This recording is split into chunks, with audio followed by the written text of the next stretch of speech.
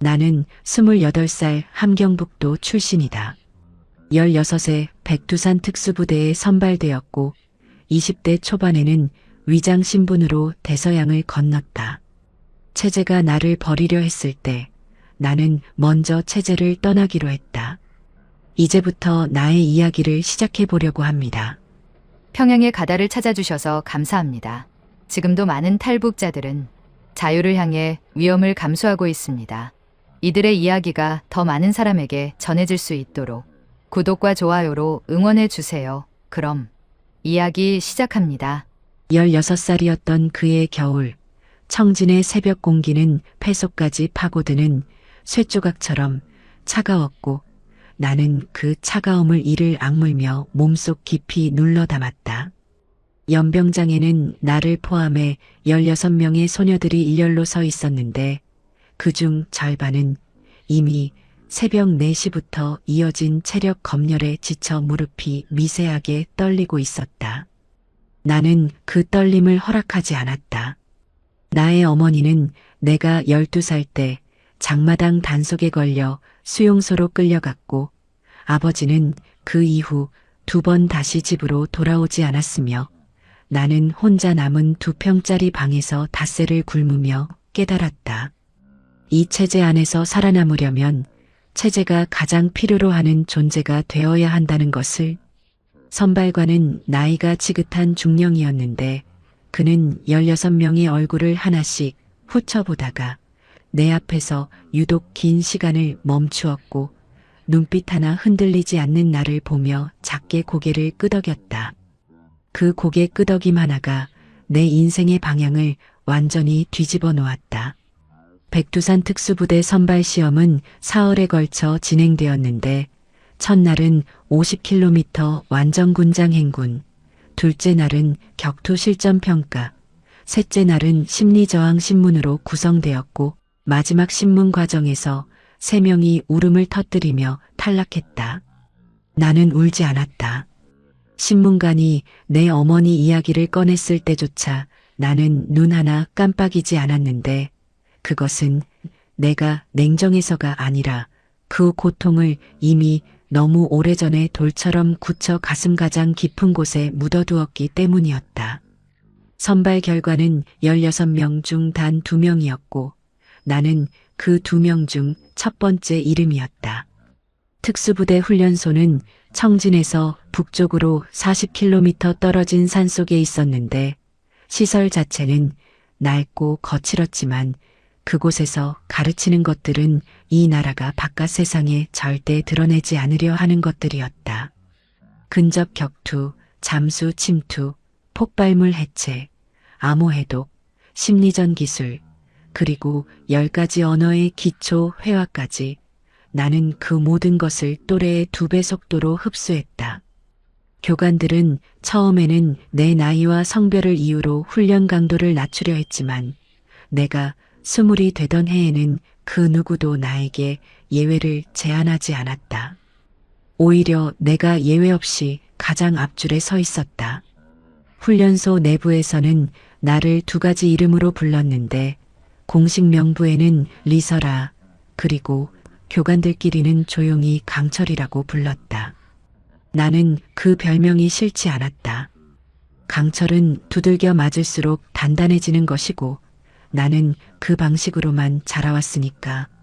22살이 되던 해봄 나는 처음으로 부대 밖의 임무를 받았는데 그것은 공식적으로 존재하지 않는 임무였고 그 임무를 받은 날 상관은 서류 한 장도 내밀지 않은 채 구두로만 지시를 전달했다.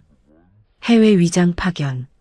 목적지는 알려주지 않았고 신부는 탈북 후 중국을 거쳐 망명한 조선족 여성으로 위장할 것이며 현지에서 접선할 연락책의 이름은 도착 직전에 전달받을 것이라고 했다. 나는 질문하지 않았다. 그것이 이 체제에서 살아남은 사람들의 방식이었고 나는 이미 그 방식에 완전히 길들어 있었다. 출발 전날 밤 나는 훈련소 막사의 좁은 침상에 누워 천장의 낡은 콘크리트 균열을 오래도록 바라보았는데 그 균열이 어딘지 모르게 내 어머니의 손등주름과 닮아 있다는 생각이 문득 들었고 나는 그 생각이 떠오른 사실 자체를 재빨리 머릿속에서 지워버렸다. 감정은 임무의 적이었다. 그것만큼은 이 체제가 옳게 가르친 것이었다. 비행기 안에서 나는 창밖으로 펼쳐지는 어둠을 내려다보았고 그 어둠 너머 어딘가에 내가 한 번도 상상해 본 적 없는 세계가 있다는 사실을 그때는 아직 실감하지 못했다. 그저 임무였고 체제의 명령이었고 나는 그 명령을 수행하는 가장 날카로운 도구였다. 그것으로 충분하다고 생각했다. 적어도 그때까지는. 버지니아 해안에 처음 발을 디뎠을 때 대서양의 바람은 함경북도의 겨울바람과는 전혀 다른 방식으로 피부를 때렸는데 소금기와 습기가 뒤섞인 그 냄새는 내가 지금 지구의 반대편에 서 있다는 사실을 온몸으로 각인시켜 주었다. 연락책은 조선족 출신의 중년 남성으로 그는 나를 공항에서 픽업하면서 단 한마디도 건네지 않은 채 차에 태웠고 목적지에 도착해서야 비로소 임무의 윤곽을 설명했다. 나는 미국 해군 특수전 교육 프로그램의 위장 참가자 신분으로 투입될 것이었고 공식 명목은 동맹국 훈련 교류였지만 실질적인 목적은 네이비실의 훈련 체계와 전술 교리를 내부에서 직접 분석하고 습득하여 귀환 후 보고하는 것이었다. 나는 그 설명을 들으며 아무런 표정도 짓지 않았다. 훈련 첫날 나는 미국인 교관들의 시선이 나를 향해 일제히 쏠리는 것을 느꼈는데 그 시선들 안에는 호기심과 의심과 은근한 경계심이 뒤섞여 있었고 가중 몇몇은 대놓고 작게 웃음을 흘렸다. 동양인 여성, 체중 52kg, 키 167cm. 그들의 눈에 나는 명백히 과소평가의 대상이었다. 나는 그 과소평가를 무기로 삼기로 했다. 수중 침투 훈련 첫 번째 세션에서 나는 제한 시간보다 47초 빠르게 목표 지점에 도달했고 격투 평가에서는 나보다 몸무게가 30kg 이상 무거운 교관 요원을 12초 만에 제압했으며 사격 정밀도 평가에서는 350m 거리의 표적의 12발 전탄을 명중시켰다. 웃음소리는 이틀 만에 완전히 사라졌다. 네이비실 교관 중 수석이었던 남성은 내 훈련 결과지를 검토한 후 통역관을 통해 한 가지를 물어왔는데 어디서 이렇게 훈련받았느냐는 것이었다. 나는 조선족 출신 민간 훈련 교관에게 사사했다고 답했고 그는 잠시 나를 바라보다가 더 이상 묻지 않았다. 그것으로 충분했다. 훈련이 깊어질수록 나는 예상치 못한 것들을 목격하기 시작했는데 그것은 전술이나 무기 체계가 아니었다. 요원들이 임무 중 서로를 대하는 방식이었다. 그들은 서열이 분명했지만 명령 앞에서 공포로 복종하지 않았고 실수를 한 동료를 처벌하는 대신 그 실수의 원인을 분석하고 개선책을 함께 논의했으며 훈련이 끝난 저녁에는 서로의 이름을 부르며 같은 식탁에 앉아 밥을 먹었다. 나는 그 광경을 처음 보았을 때 무언가 이질적인 감각이 가슴 한쪽을 건드리는 것을 느꼈는데 그 감각이 무엇인지 당시에 나는 정확히 규정할 수 없었다. 다만 내가 지금껏 경험해온 모든 집단의 질서와 그것은 근본적으로 다른 무언가였다. 6달의 훈련 기간 동안 나는 수중 침투, 공중 강하, 고고도, 산소호흡 침투, 도심 전술 기동, 인질 구출 시나리오, 정보 수집 및 교란 전술을 모두 이수했고 수료 평가에서는 동기 요원 전체 중 3번째 성적을 기록했다. 수석 교관은 수료식 자리에서 나를 따로 불러 통역관 없이 영어로 직접 말했는데 그는 천천히 또렷하게 당신은 내가 지금까지 가르친 사람 중 가장 위험한 존재 중 하나라고 했다. 나는 감사하다고 답했다. 귀환 직전 마지막 밤 나는 버지니아 해안가 벤치에 혼자 앉아 대서양을 바라보았고 파도가 반복적으로 해안을 쓸어내리는 소리를 들으면서 문득 이상한 생각이 하나 떠올랐다. 저 파도는 아무도 허락하지 않아도 저 방향으로 간다. 그 생각이 왜 갑자기 떠올랐는지 나는 이해하려 하지 않았다. 다만 오랫동안 그 파도를 바라보았고 비행기를 타고 평양으로 돌아가면서도 그 파도 소리가 귀 안쪽 어딘가에서 지워지지 않았다.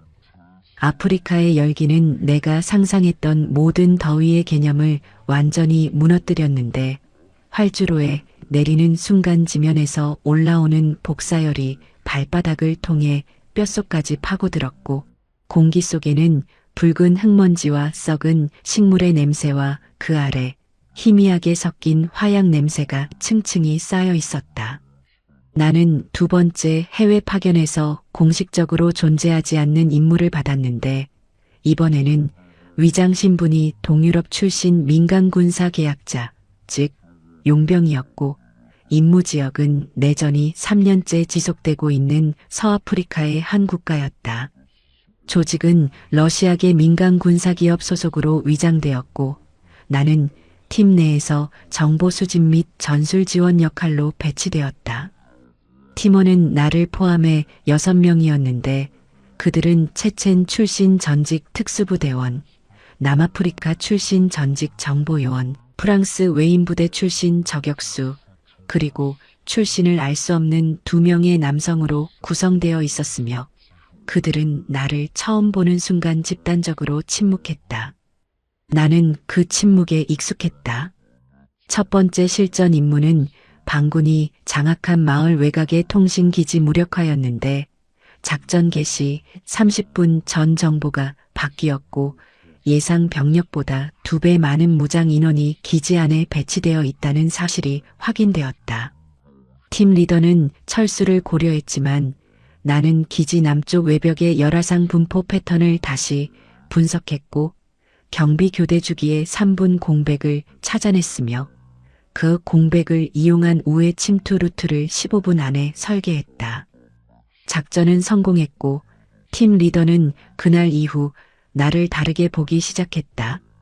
내전 지역에서의 시간은 내가 훈련소에서 배운 모든 것이 실제 피와 흙과 공포 위에서 어떻게 작동하는지를 가르쳐 주었는데 교과서 속의 전술과 실전 사이에는 언제나 예측 불가능한 인간의 감정이라는 변수가 개입했고 그 변수를 가장 빠르게 읽고 계산하는 사람이 살아남았다. 나는 그 계산에 매우 빠른 사람이었다.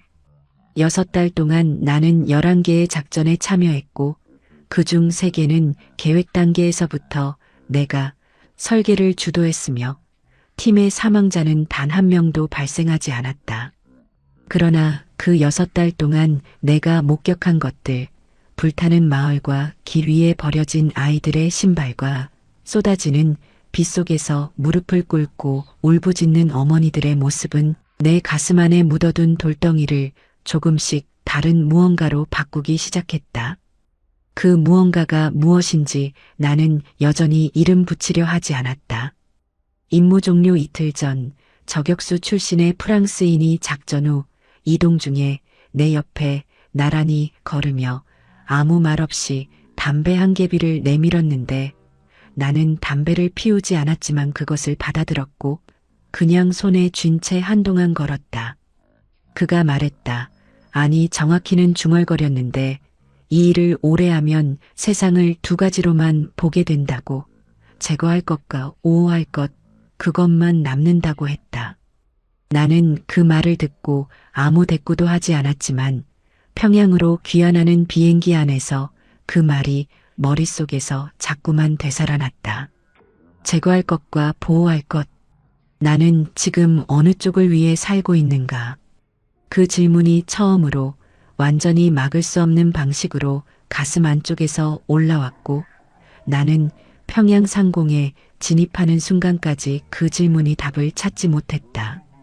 평양으로 돌아온 나에게 체제는 훈장 대신 직책을 주었는데 그것은 백두산 특수부대 수석 전술교관이라는 자리였고 나이 28배 그 자리에 오른 것은 부대 역사상 최초였으며 상관들은 그 사실을 내 앞에서 대단한 영예처럼 말했다. 나는 감사를 표했고 속으로는 아무것도 느끼지 않으려 했다.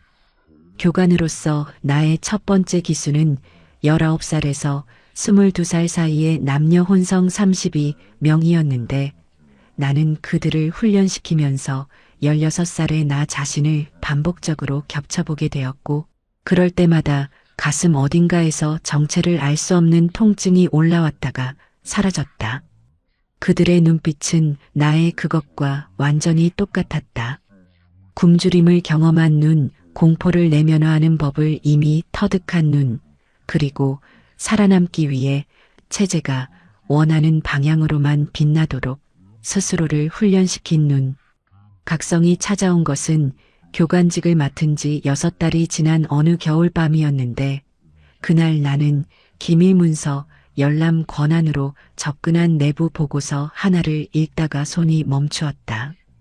보고서의 내용은 해외 파견 요원들의 사후 처리 계획이었는데 그 안에는 임무 수행 후 귀환한 요원 중 외부 세계에 대한 정보 노출 수준이 일정 기준을 초과한 경우 단계적 격리 및 처리를 실시한다는 내용이 명시되어 있었고 처리라는 단어 옆에는 어떤 설명도 달려있지 않았다. 나는 그 단어를 3번 읽었다. 2번의 해외 파견, 네이비실 훈련 수료, 아프리카 내전 지역 실전 투입, 그리고 귀환 후의 모든 행동과 발언이 이미 기록되어 있다는 사실을 나는 그 순간 명확히 이해했다. 처리 기준 목록의 마지막 항목에는 외부 이념에 대한 무의식적 동조 가능성이 감지된 자라는 표현이 있었고 그 항목 옆에 담당자가 손으로 표시한 것으로 보이는 붉은 체크 표시가 희미하게 남아 있었다. 나는 서류를 원래 자리에 돌려놓고 방으로 돌아와 침상에 앉았는데 창밖에는 평양의 겨울밤이 아무 소리도 없이 내려앉아 있었고 멀리서 가로등 불빛이 눈발 속에서 흔들리고 있었다. 나는 그 흔들리는 불빛을 바라보면서 처음으로 아주 구체적인 방식으로 2가지를 생각했다.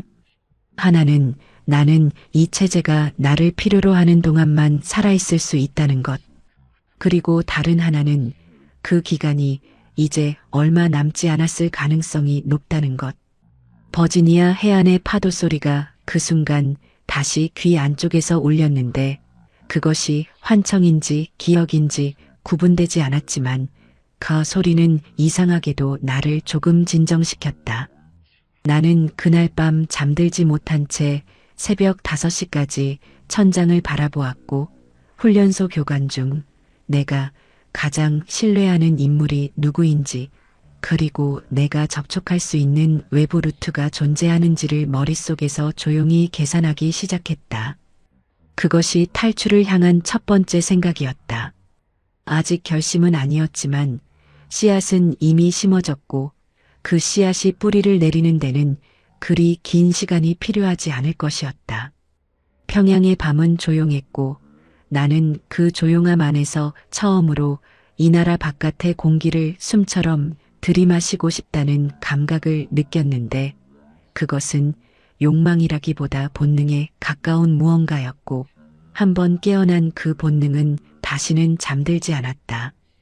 교관 생활 2년 차에 접어들면서 부대 안에서 나를 부르는 방식이 조금씩 달라지기 시작했는데 처음에는 리 교관이었다가 어느 순간부터 그냥 교관님이 되었고 나중에는 신입 기수들이 입소 전부터 내 이름을 이미 알고 들어오는 상황이 되었다.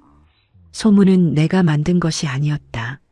수료 기수 중 실전 배치 후 작전 성공률이 가장 높은 팀들이 공통적으로 나의 기수 출신이라는 사실이 내부 평가 보고서에 반복적으로 기록되었고 그 보고서가 상부로 올라가면서 자연스럽게 나의 교육 방식이 주목받기 시작한 것이었다. 나는 훈련에서 공포를 수단으로 쓰지 않았다. 함경북도 훈련소에서 내가 경험한 방식, 즉 처벌과 위협으로 복종을 만들어내는 방식은 전장에서 가장 취약한 유형의 전투원을 양산한다는 사실을 나는 버지니아에서 그리고 아프리카에서 직접 확인했기 때문이었다. 나는 대신 한계를 정확히 측정하고 그 한계보다 단 한 걸음만 더 나아가게 하는 방식으로 훈련을 설계했는데 요원들이 스스로 어제의 자신을 넘어서는 경험을 반복하면 그것이 공포가 아닌 자신감의 형태로 체화되었고 자신감을 가진 전투원은 명령이 끊어진 상황에서도 판단할 수 있었다. 상관들은 결과만 보고 만족했고 나는 그 만족이 얼마나 오래 지속될지를 조용히 계산하고 있었다. 그해 가을 나는 훈련 중 이상한 낌새를 처음으로 감지했는데 훈련장 외곽의 감시, 카메라 각도가 미세하게 바뀌어 있었고 내 막사 주변을 지나는 보위부 소속 인원의 순찰 간격이 이전보다 짧아졌으며 식당에서 내 옆자리에 앉는 인물이 주기적으로 교체되고 있었다. 나는 훈련소에서 심리전 탐지를 가르치는 교관이었다. 그 패턴이 무엇을 의미하는지 모를 리 없었다.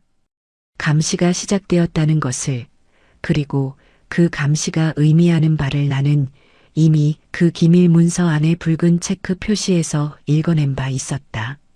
나는 평소와 완전히 동일한 루틴을 유지했는데 기상시간, 훈련 진행 방식, 식사량, 취침 전 행동 패턴까지 단 한 가지도 바꾸지 않으면서 내부에서는 조금씩 계획의 윤곽을 그리기 시작했다. 가장 먼저 생각한 것은 동행자였다.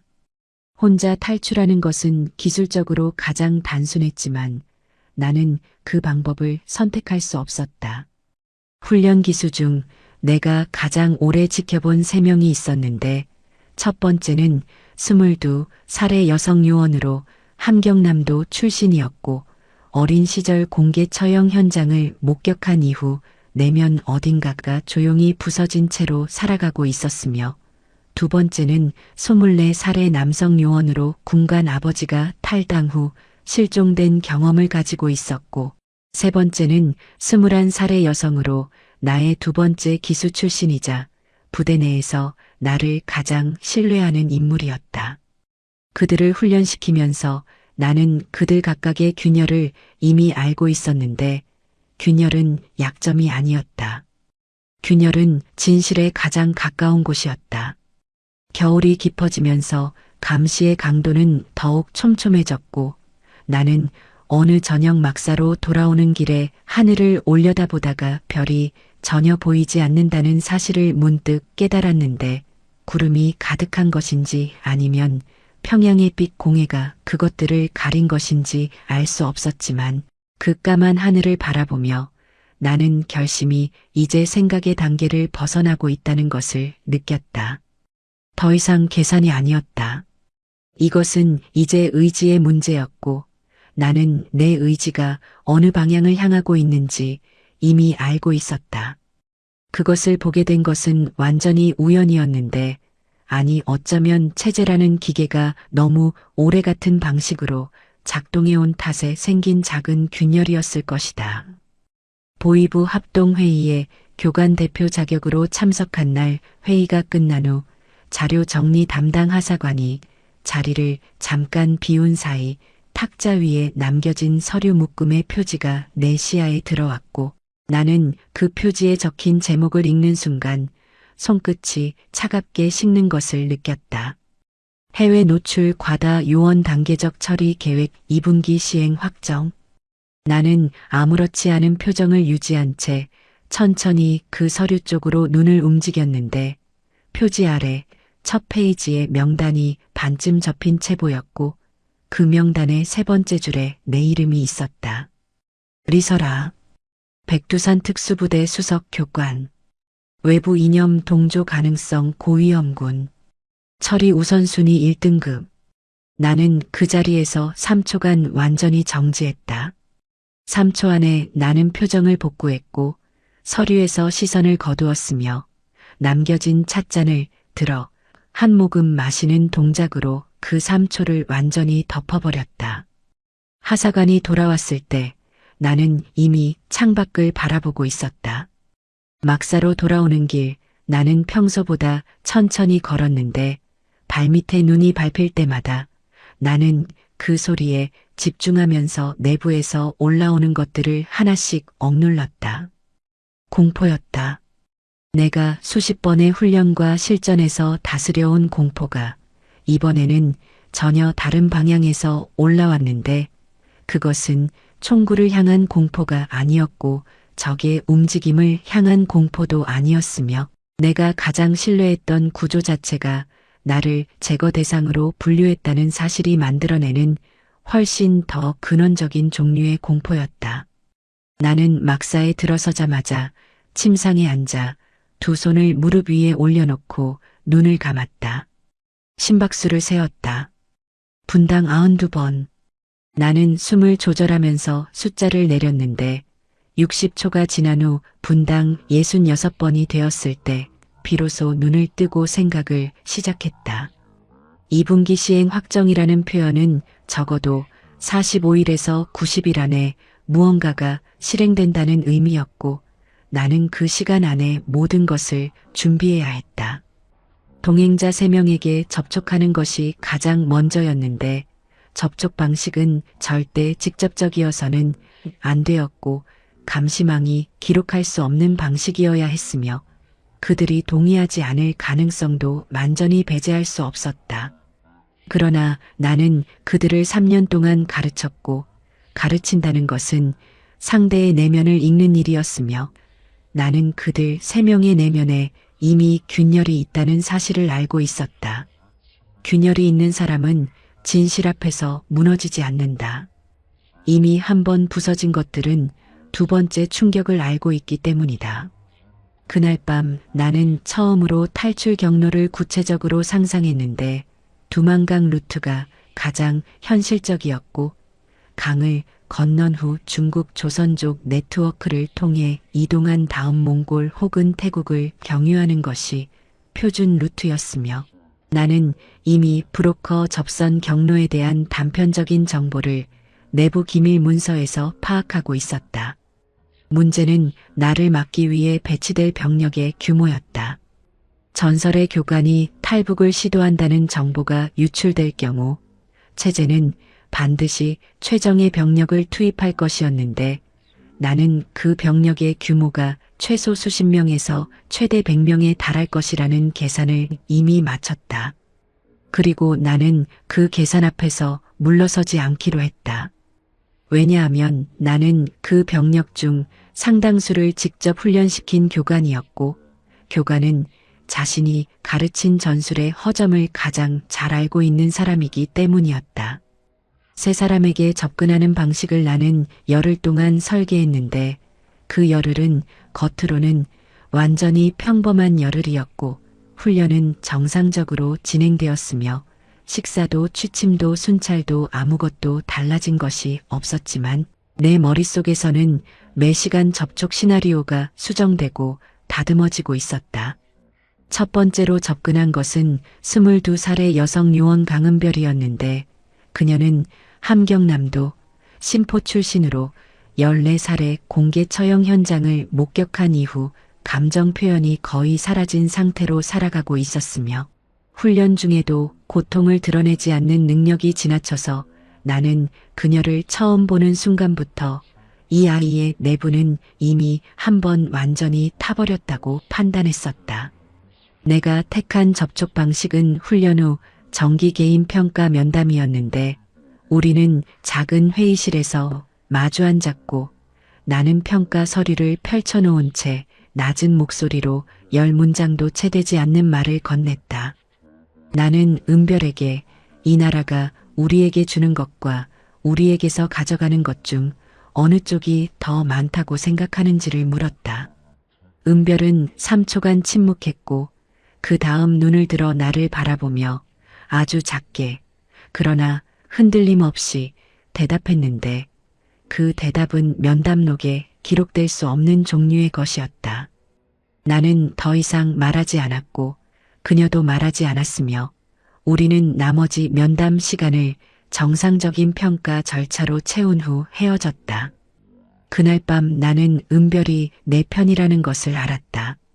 두 번째는 24살의 남성 요원 최동혁이었는데 그의 아버지는 당 간부 출신으로 탈당 이후 행방이 묘연해졌고 동혁은 그 사실을 한 번도 입 밖에 꺼낸 적이 없었지만 나는 훈련 중 그가 상부 지시에 복종하는 방식 안에서 극히 미세한 지연을 반복적으로 감지했는데 그 지연은 그가 명령을 처리하기 전에 무언가를 내면에서 검열하고 있다는 신호였다. 나는 동혁에게는 다른 방식으로 접근했는데 어느 저녁 훈련장 외곽 도로에서 우연히 나란히 걷게 된 상황을 만들었고 그 짧은 보행 시간 동안 나는 그에게 단 한 가지 질문만을 했다. 아버지가 살아계시다면 지금 어디에 있을 것 같냐고. 동혁의 발걸음이 반 박자 멈췄다가 다시 이어졌는데 그 반 박자 안에 그의 대답이 모두 담겨 있었고 나는 그것으로 충분했다. 세 번째는 21살의 여성 요원 박소희였는데 그녀는 나의 두 번째 기수 출신으로 내가 가장 오래 그리고 가장 집중적으로 훈련시킨 인물이었으며 부대 안에서 나를 유일하게 사람으로 바라보는 눈빛을 가진 요원이었다. 소희에게는 아무것도 묻지 않았다. 나는 그녀에게 그냥 말했는데 나는 곧 여기를 떠날 것이고 너도 함께 올 수 있다고. 그 이상도 이하도 아닌 딱 그 말만을 했다. 소희는 잠시 나를 바라보다가 고개를 끄덕였는데 그 고개 끄덕임의 속도와 무게가 두려움이 아닌 신뢰에서 비롯된 것임을 나는 즉시 알아챘다. 이제 4명이었다. 나 그리고 은별, 동혁, 소희. 훈련된 몸과 균열된 4명과 각자의 이유를 가진 4명이 이 나라 바깥으로 나가기 위한 준비를 조용히 시작하게 된 것이었는데 그 준비의 시작은 어떤 거창한 선언이 아니었고 눈빛과 침묵과 반박자의 멈춤으로 이루어진 아주 작은 약속이었다. 나는 그날 밤 막사로 돌아와 누운 채로 천장을 바라보면서 지금 이 순간 내가 가장 두려운 것이 추격이 아니라 이 3명 중 1명이 다치는 것이라는 사실을 처음으로 인정했는데 그 감정이 내가 오랫동안 돌로 눌러놓았던 무언가를 천천히 움직이기 시작한다는 것도 동시에 느꼈다. 교관이 요원을 보호하는 것이 아니었다. 나는 이 3명을 살려서 데려가고 싶었다. 그것이 이 탈출의 진짜 이유가 되는 순간이었다. 브로커의 존재를 처음 인지한 것은 아프리카 임무 시절이었는데 당시 현지 민간 군사기업 네트워크 안에는 탈북자 루트를 전문으로 운영하는 중간 연결책에 대한 단편적인 정보가 암암리에 돌고 있었고 나는 그 정보를 업무 목적으로 수집하면서 동시에 언젠가 이것이 필요해질 수 있다는 생각을 머릿속 가장 깊은 서랍 안에 조용히 넣어두었었다. 그 서랍을 다시 연 것이 바로 지금이었다.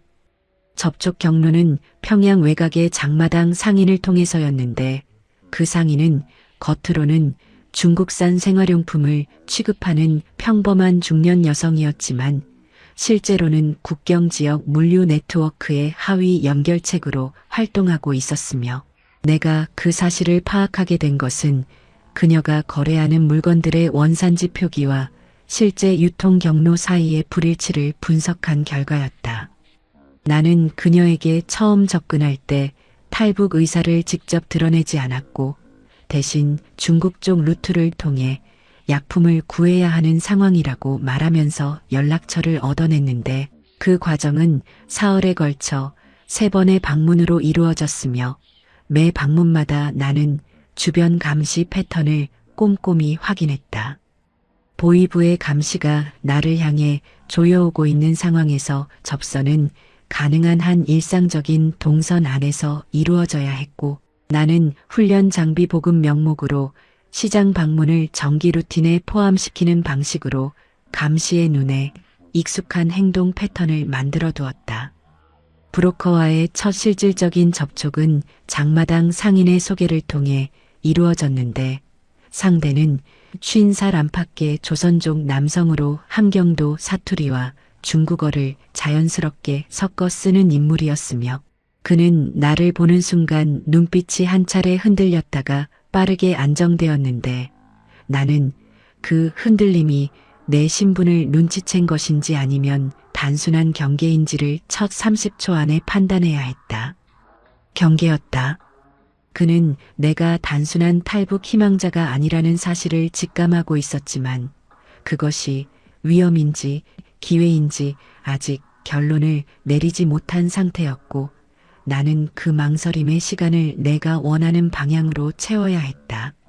나는 그에게 인원수와 이동 가능 시기와 내가 준비할 수 있는 자원의 규모를 구체적으로 제시했는데 특히 자원 부분에서 그의 눈빛이 달라졌고 나는 그 달라짐을 놓치지 않고 경로 선택권을 그에게 먼저 주는 방식으로 신뢰의 무게 중심을 조정했다. 브로커는 두만강 도강우 중국 연변 지역 은신처 경유, 내몽골 접경 루트를 거쳐 몽골 울란바토르 한국 대사관 도착을 기본 경로로 제안했는데 그는 이 루트의 성공률이 최근 3년간 70% 수준이라고 했고 나는 그 수치를 머릿속에서 빠르게 분해했다. 70%는 일반적인 탈북자 기준이었고 나는 일반적인 탈북자가 아니었다. 접선이 끝난 후 나는 시장에서 사과 2개를 사서 걸으면서 먹는 척하며 귀갓길을 돌아왔는데 사과의 산뜻하고 차가운 과즙이 혀 위에 퍼지는 순간 나는 이상하게도 긴장이 한 겹 벗겨지는 것을 느꼈고 그 감각이 두려움이 아닌 준비의 시작을 알리는 신호라는 것을 직감했다. 거사 일정은 35일 후였다. 그 35일 동안 나는 3명의 동행자에게 각자의 역할을 조용히 전달해야 했고 부대 내 감시 패턴의 허점을 정확히 파악해야 했으며 무엇보다 99명의 최정예 병력이 국경에 배치되었을 때 그들을 어떻게 무력화하거나 우회할 것인지에 대한 전술 계획을 완성해야 했다. 나는 그날 밤 침상에 누워 천장을 바라보며 35일을 시간 단위로 쪼개기 시작했는데 밖에서는 평양의 밤바람이 막사 창문을 아주 낮게 두드리고 있었고 그 소리는 마치 시계 소리처럼 들렸다. 시간이 흐르고 있었고 나는 준비되어 있었다. 아니, 준비되어야만 했다. 거사 이틀 전 나는 예상보다 빨리 포위망이 깔리고 있다는 사실을 감지했는데 그 감지는 어떤 정보 채널을 통한 것이 아니라 완전히 신체적인 방식으로 왔다. 훈련장 외곽 도로를 따라 새벽에 달리는 것이 나의 오랜 루틴이었는데 그날 새벽 5시에 평소와 같은 경로로 달리던 중 나는 5km 지점에서 평소에 없던 타이어 자국을 발견했고 자국의 폭과 간격과 깊이를 분석한 결과 그것이 대형 군용 차량 다수가 야간에 통과한 흔적이라는 결론에 도달하는데 15초도 걸리지 않았다. 나는 달리기를 멈추지 않았다. 표정도 바꾸지 않았다. 다만 머릿속에서 계획 전체를 빠르게 재검토하기 시작했는데 브로커가 알려준 도강 지점 반경 5km 이내에 추가 병력이 배치되었을 가능성이 이제 가능성이 아니라 거의 확실한 사실로 올라섰고 그 병력 규모를 나는 최소 90명에서 최대 120명으로 재추정했다. 체제가 나를 그냥 보내지 않을 것이라는 사실은 이미 알고 있었다. 다만 그 속도가 이렇게 빠를 줄은 몰랐는데 그것은 내부 어딘가에서 정보가 흘렀다는 의미이거나 아니면 보위부가 나의 행동 패턴 변화를 이미 감지했다는 의미였고 어느 쪽이든 결론은 하나였다. 거사 일정을 앞당겨야 했다. 이틀이 아니라 내일 밤이었다. 나는 훈련장으로 돌아와 오전 훈련을 평소와 동일한 강도로 진행했고 오후 개인 정비 시간에 3명의 동행자에게 각각 다른 경로로 변경 일정을 전달했는데 전달 방식은 말이 아니었고 훈련 장비야만에 미리 준비해둔 접힌 종이 한 장씩이었으며 그 종이에는 내가 고안한 기호 체계로 시간과 집결 지점만이 표시되어 있었다. 세 사람 모두 그날 저녁 정상적인 일과를 마친 후 취침에 들었고 나는 그들이 각자의 침상에서 눈을 감은 채 잠들지 않고 있다는 사실을 알고 있었다. 나도 잠들지 않았다.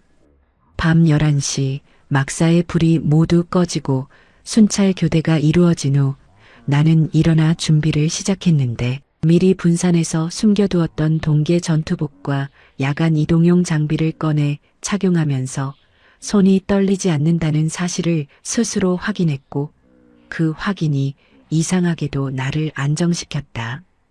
집결 지점은 부대 동쪽 담장 외벽 사각지대였는데 4명이 순차적으로 도착하는데 걸린 시간은 12분이었고 우리는 한마디도 나누지 않은 채 눈빛만으로 서로의 상태를 확인했으며 나는 세 사람의 눈에서 공포와 결의가 정확히 같은 비율로 섞여 있다는 것을 보았다.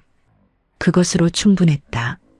우리는 어둠 속으로 이동을 시작했는데 나는 선두에 섰고 소희가 후미를 맡았으며 은별과 동혁이 중간에서 간격을 유지했고 이동 속도는 발소리를 최소화하기 위해 평보의 절반이었으며 나는 매 10m마다 멈추어 주변을 청음했다. 함경북도의 밤 공기는 폐를 찌르는 듯한 차가움이었는데 숨을 내쉴 때마다 하얀 입김이 피어올랐고 나는 그 입김이 야간 감시 장비에 포착될 수 있다는 사실을 인지하면서 호흡의 깊이와 속도를 의도적으로 조절했다. 국경까지는 40km였고 우리의 예상 이동 시간은 6시간이었으며 그 6시간 안에 99명의 최정예 병력이 우리를 기다리고 있는 두만강에 도달해야 했다. 나는 앞을 보며 걸으면서 99이라는 숫자를 머릿속에서 분해하기 시작했는데 그것은 두려움이 아니라 전술적 분석이었고 나는 그 분석이 끝나기도 전에 한 가지 결론에 도달했다. 숫자는 중요하지 않았다. 중요한 것은 그들이 나를 어떻게 막으려 하는지였고 나는 그 방식을 나보다 더 잘 아는 사람이 이 세상에 없다는 사실을 알고 있었다. 왜냐하면 그 방식을 설계한 것이 바로 나였으니까. 두만강이 눈앞에 있었다. 강까지는 겨우 50m였지만 그 사이의 공간에 99명이 배치되어 있었는데 나는 진흙 속에 납작 엎드린 채 눈만 열어 전방을 분석하고 있었고 내 옆에는 은별이 1m 뒤에는 동혁과 소희가 똑같은 자세로 땅에 붙어 있었다. 손전등 불빛이 규칙적인 간격으로 우리 위를 훑고 지나갔는데 그 빛의 주기는 22초였고 나는 그 주기를 3번 확인한 후 지형 분석을 시작했다. 배치 패턴은 내가 설계한 그대로였다.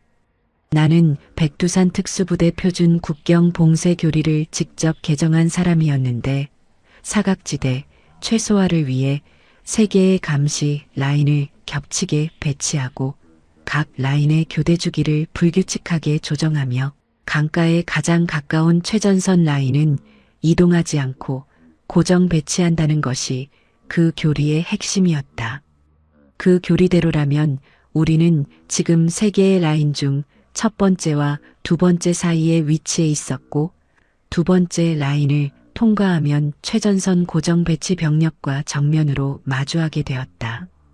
정면 돌파는 이 지점에서는 불가능했다. 나는 오른쪽으로 시선을 이동했는데 강 상류 방향 300m 지점에 지형이 움푹 꺼진 구역이 있었고 그곳은 감시 라인 설계 당시 배수 문제로 인해 병력 배치에서 제외된 지점이었으며 나는 그것을 알고 있었다. 왜냐하면 그 결정을 내린 것이 나였으니까. 나는 소희에게 손신호로 방향 변경을 전달했고 4명은 납작한 자세를 유지한 채 오른쪽으로 이동하기 시작했는데 진흙의 냄새가 코 속으로 밀려들었고 얼어붙은 풀들이 옷감에 닿을 때마다 바스락 소리를 냈으며 나는 그 소리가 주기를 깨지 않도록 이동 속도를 정밀하게 조율했다. 200m를 이동하는데 24분이 걸렸다. 그 24분 동안 손전등 불빛이 우리 방향을 향해 2번 더 가까워졌는데 한 번은 15m 앞까지 접근했고 나는 그 순간 완전히 호흡을 멈추었으며 은별도 동혁도 소희도 똑같이 멈추어 있었고 불빛이 방향을 돌리는 순간까지 우리 중 아무도 움직이지 않았다. 그 고요함은 훈련에서 나온 것이 아니었다. 그것은 살고 싶다는 의지가 만들어낸 종류의 정지였다. 배수구역에 진입했을 때 나는 처음으로 상체를 조금 들어 전방을 확인했는데 강까지는 이제 20m였고 강 건너편의 중국 쪽 지형이 희미하게 윤곽을 드러내고 있었으며 물 냄새가 코끝에 닿았다. 두만강은 이 시기에 얼어 있었지만 완전히 얼어붙은 상태가 아니었는데 강 중앙부는 유속이 있어 얼음이 얇았고 가장자리만 두꺼운 얼음이 형성되어 있었으며 브로커가 알려준 도강 지점은 바로 이 배수 구역 앞에 강변이었다. 나는 뒤를 돌아 세 사람의 얼굴을 차례로 확인했는데 은별은 눈이 형형하게 빛나고 있었고 동혁은 턱에 힘이 잔뜩 들어가 있었으며 소희는 나와 눈이 마주치자 아주 천천히 고개를 끄덕였다. 우리는 준비되어 있었다. 그 순간 동쪽 방향에서 차량 엔진 소리가 들렸는데 그것은 일반 순찰 차량의 소리가 아니었고 중장비 차량 여러 대가 동시에 이동하는 소리였으며 나는 그 소리의 방향과 속도를 분석하면서 세 가지 가능성을 동시에 계산했다. 첫 번째, 배치 완료된 병력의 위치 조정. 두 번째, 상부로부터 새로운 정보를 수신한 후에 포위망 재구성. 세 번째, 우리의 위치가 파악되었을 가능성. 차량 소리는 점점 가까워지고 있었고 나는 망설임 없이 결정을 내렸는데 지금 이 자리에서 더 이상 기다리는 것은 선택지가 아니었고 우리는 지금 즉시 강으로 들어가야 했다. 나는 손을 들어 앞으로를 가리켰고 4명은 일어섰다. 99명의 포위망 안에서 전설의 교관이 이끄는 4명이 두만강을 향해 달리기 시작했다. 강물이 발목을 덮는 순간 그 차가움은 단순한 온도가 아니었는데 살을 꿰뚫고 뼛속까지 파고드는 그 감각은 마치 몸 전체가 수천 개의 가늘에 동시에 찔리는 것 같았고 나는 그 충격이 근육을 굳히기 전에 먼저 호흡을 조절해야 한다는 사실을 즉각적으로 인지했다. 코로 천천히 들이마시고 입으로 길게 내뱉었다. 1번, 2번, 3번. 뒤에서 은별이 물에 발을 담그는 순간 작게 숨을 들이켜는 소리가 들렸는데 그 소리가 밤 공기 속에서 얼마나 퍼져나갔을지를 나는 즉각 계산했고 강변에서 들렸을 가능성을 배제할 수 없었으므로 나는 이동 속도를 더 높이기로 결정했다. 강 중앙부로 향할수록 얼음은 얇아졌는데 발을 내디딜 때마다 얼음이 미세하게 휘어지는 것이 발바닥을 통해 전달되었고 나는 그 휨의 정도를 감지하면서 체중을 분산시키는 방식으로 발걸음의 면적을 넓혔으며 이것은 네이비실 동계 침투 훈련에서 반복적으로 익힌 기술이었다. 동혁이 내 왼쪽으로 한 발짝 비켜섰을 때 발밑에 얼음이 났고 둔탁한 소리를 냈는데 그 소리는 강변까지 충분히 닿을 수 있는 크기였고 나는 뒤를 돌아보지 않은 채 손으로 정지 신호를 보냈으며 4명은 동시에 멈추어 섰다. 강변에서 손전등 불빛 하나가 강 쪽을 향해 천천히 방향을 바꾸고 있었다. 나는 그 빛의 각도와 이동 속도를 보면서 우리를 정확히 포착했는지 아니면 소리를 듣고 방향을 돌린 것인지를 판단했는데 빛이 일정한 속도로 움직이고 있다는 사실이 후자의 가능성을 높여주었고 나는 그 판단을 바탕으로 완전히 납작하게 얼음 위에 엎드리라는 신호를 보냈다. 4명이 동시에 얼음 위에 엎드렸다. 얼음의 차가움이 뺨과 가슴과 복부를 통해 동시에 올라왔는데 그것은 고통의 수준을 넘어선 감각이었고 몸이 반사적으로 떨림을 시작하려 했지만 나는 그 떨림을 의지로 눌렀으며 은별과 동혁과 소희도 같은 방식으로 버티고 있다는 것을 느낄 수 있었다. 손전등 불빛이 우리 위를 통과했다. 빛이 지나가는 동안 나는 눈을 완전히 감았는데 망막에 반사된 빛이 역으로 노출될 가능성을 차단하기 위함이었고 귀로는 강변의 발소리와 무전기 소리를 동시에 추적했다. 무전기에서 무언가가 흘러나왔고 병사 한 명이 답했으며 손전등은 다시 원래 방향으로 돌아갔다. 나는 스물을 세고 나서 일어섰다. 강 중앙의 유수 구간은 얼음이 없었는데 허리 높이의 물이 초당 2m 속도로 흐르고 있었고 그 물속으로 들어가는 순간 내 폐는 본능적으로 수축했으며 온몸의 근육이 동시에 경직되려 했지만 나는 그것을 허락하지 않고 팔을 저어 전진했다. 뒤에서 소희가 물살의 중심을 잃는 것이 느껴졌는데 나는 즉각 팔을 뻗어 그녀의 손목을 잡았고 무게 중심을 이용해 그녀를 안정시키면서 이동을 멈추지 않았으며 그 과정에서 물이 목까지 차올랐고 차가운 물이 귀 안으로 스며들면서 소리가 왜곡되었다. 강 건너편까지 남은 거리는 대략 8m였는데 그 8m가 내 인생에서 가장 긴 8m였고 발이 맞은편 강바닥 지늘게 닿는 순간 나는 처음으로 몸이 떨리는 것을 허락했으며 그것은 의지가 아닌 생존 본능이 만들어낸 반응이었다. 4명 모두 강을 건넜다. 나는 뒤를 돌아보았는데 강 건너편 북한 쪽 강변에서 손전등 불빛 여러 개가 급격히 움직이기 시작했고 고함 소리가 강 위를 타고 넘어왔으며 그 소리는 우리가 포착되었다는 의미가 아니라 우리가 이미 강을 건넜다는 사실을 그들이 깨닫고 있다는 의미였다.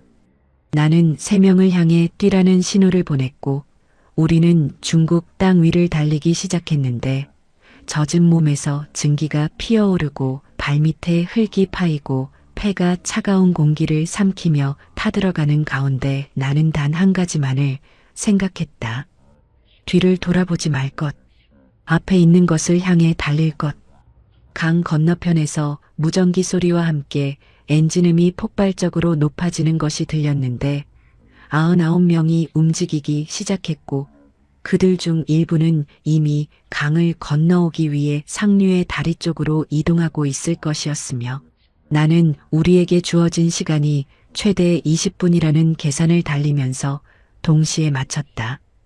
20분 안에 은신처에 도달해야 했다. 나는 속도를 높였다.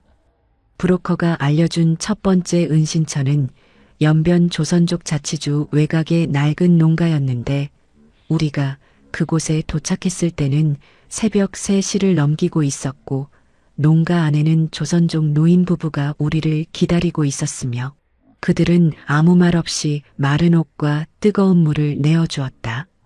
뜨거운 물이 손에 닿는 순간의 온기는 내가 그 순간까지 경험한 어떤 감각보다도 강렬했는데 그것은 단순히 차가움이 물러가는 것이 아니라 살아있다는 사실이 피부를 통해 확인되는 감각이었고 나는 그 온기를 느끼면서 처음으로 눈을 감고 3초간 아무것도 생각하지 않았다.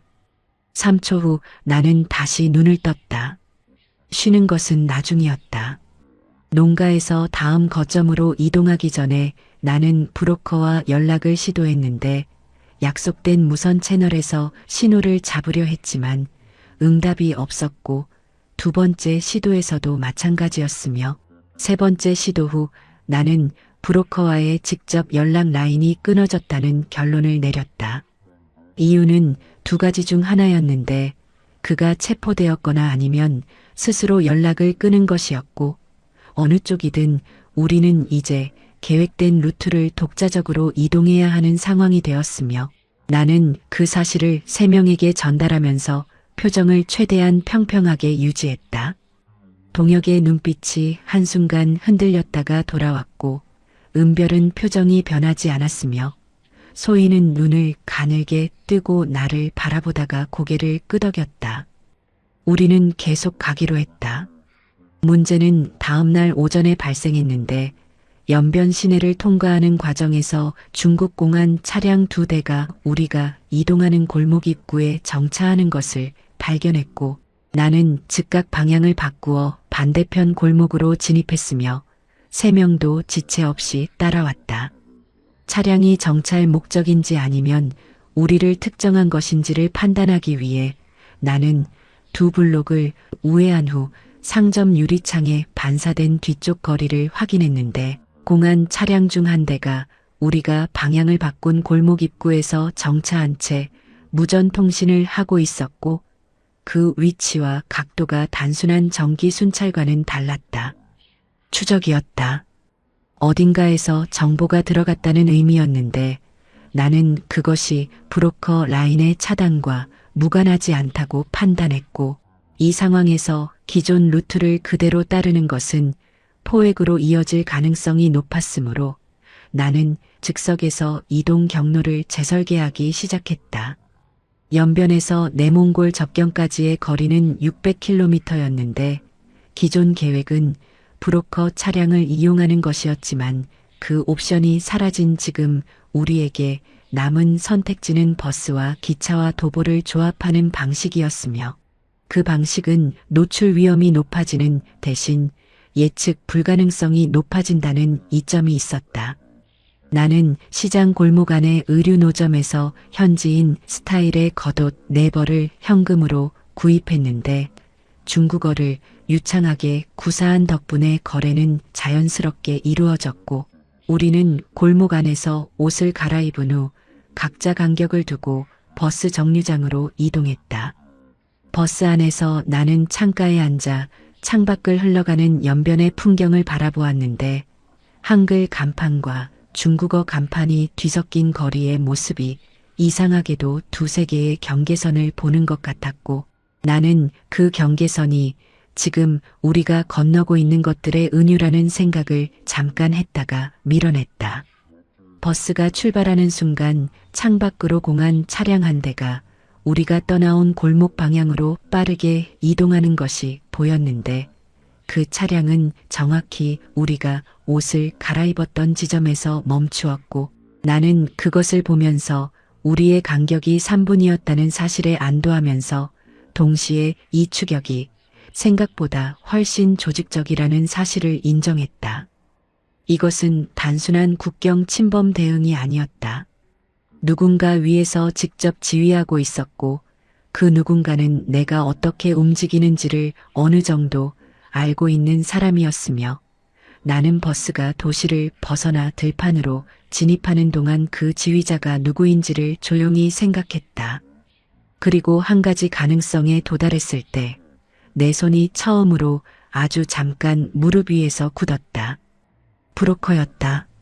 내몽골 접경까지 사흘이 남은 시점에서 그들이 나타났는데 나는 그 순간을 정확히 기억하는데 왜냐하면 해가 지평선 아래로 완전히 내려가기 직전의 그 짧은 시간 하늘이 붉은빛과 보랏빛 사이 어딘가에서 멈추어 있던 그 순간에 숙소로 사용하던 창고 건물 외벽에서 발소리의 패턴이 달라졌기 때문이었다. 일반적인 보행이 아니었다.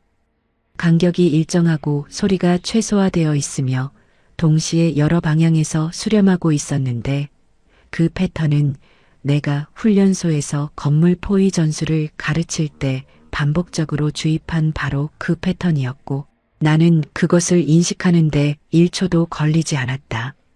나는 소희에게 눈빛으로 신호를 보냈고 소희는 즉각 동혁과 은별에게 전달했으며 4명은 소리 없이 자리에서 일어나 건물 내부 구조를 파악하기 시작했다.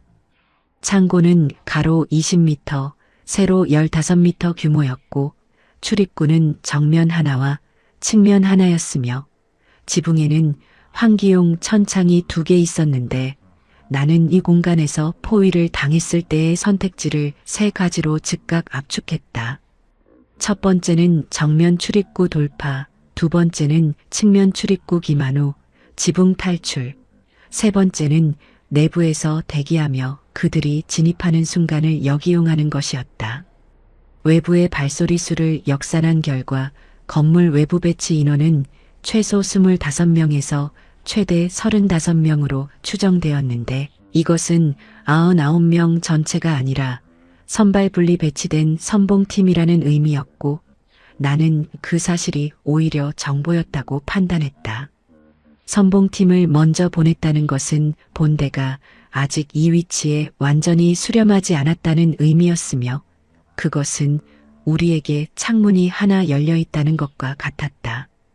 나는 세 번째 선택지를 택했다. 나는 동혁에게 정면 출입구 왼쪽 벽에 붙어 있으라고 손 신호를 보냈고 은별에게는 측면 출입구 오른쪽 기둥 뒤를 지시했으며 소희에게는 나와 함께 정면 출입구 맞은편 깊숙한 어둠 속으로 이동하라고 했는데 우리는 45초 안에 각자의 위치에 배치되었다. 진입은 예상보다 40초 늦게 이루어졌는데 그 40초의 지연이 추가 배치를 기다리는 것인지 아니면 진입 순서를 조율하는 것인지를 나는 호흡 소리와 발소리를 통해 판단했고 후자라는 결론에 도달한 순간 정면 출입구가 안으로 열렸다.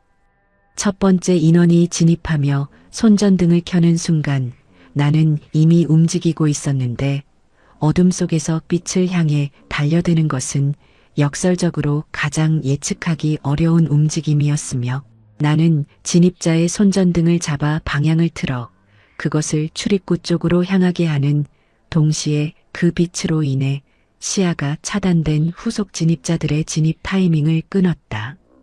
동혁이 왼쪽 벽에서 튀어나왔고 은별이 측면에서 진입하려던 두 번째 라인을 막았으며 나는 선두 진입자를 제압한 후 그 자리에서 바로 출입구 틀을 이용해 외부로 몸을 날렸는데 착지하는 순간 외부 배치 병사 3명과 정면으로 마주쳤고 그 3명은 내가 이렇게 나올 것을 예상하지 못하고 있었다. 그들의 눈에서 당황함이 보이는 순간이 나에게는 이미 충분한 시간이었다.